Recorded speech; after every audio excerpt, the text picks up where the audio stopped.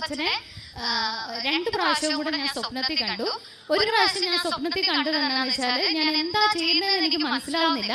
പക്ഷെ ഞാൻ എന്തൊക്കെയോ ചീത്ത പാട്ട് ഇങ്ങനെ വെട്ടിക്കളയുക. അത് എന്ത് വെട്ടുന്നു എനിക്ക് തിരിഞ്ഞില്ല. പക്ഷെ എന്നോട് ജോസഫ് അച്ഛൻ ഇങ്ങോട്ട് വരുന്നു. ജോസഫ് അച്ഛനും അവിടെ ഉണ്ട് ഞാൻ ഈ വെട്ടുന്ന സ്ഥലത്ത്. പക്ഷെ ജോസഫ് അച്ഛൻ എന്നോട് വന്നിട്ട് പറയുന്നത് എന്താണെന്ന് വെച്ചാല്, നീ അല്ല ഇത് വെട്ടേണ്ടത്, നീ മുട്ടയെ കുറിച്ച് ഇന്ന് പ്രാർത്ഥിക്കുകയെന്ന് പറഞ്ഞു.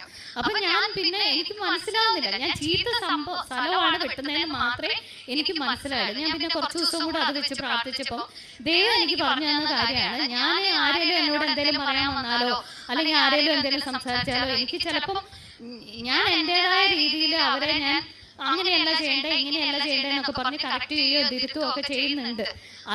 അതായിരിക്കും ഞാൻ എന്റെ ജോലിയല്ല അത്. നീ പ്രാർത്ഥിക്കുകയാണ്, മറ്റുള്ളവർക്ക് വേണ്ടി നീ പ്രാർത്ഥിക്കുകയാണ് വേണ്ടത്, നീ അല്ല വെട്ടേണ്ടതെന്നുള്ളതാണ്